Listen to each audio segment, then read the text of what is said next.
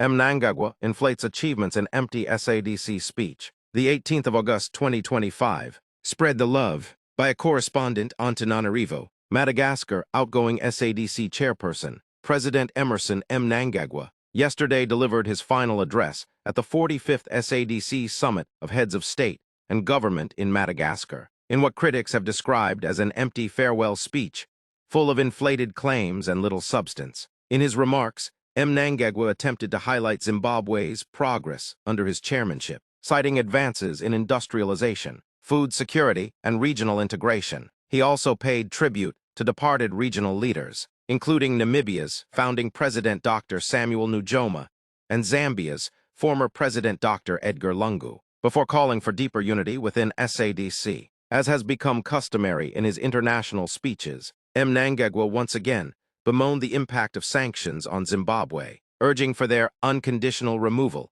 while positioning himself as a victim of Western pressure, unilateralism, and coercion, among other inexcusable violations of international law, cannot be allowed to become the norm, said Mnangagwa, adding that sanctions were a hindrance to the prosperity of the entire SADC region. However, observers in Harare and across the region dismissed the address as yet another attempt by the Zimbabwean leader to paint a rosy picture of his administration's troubled record. Many noted that while Mnangagwa spoke of sustainable economic development, Zimbabwe remains gripped by hyperinflation, mass unemployment, and ongoing human rights violations. A political analyst told News Times Zimbabwe, this was classic Mnangagwa, long on rhetoric, short on action.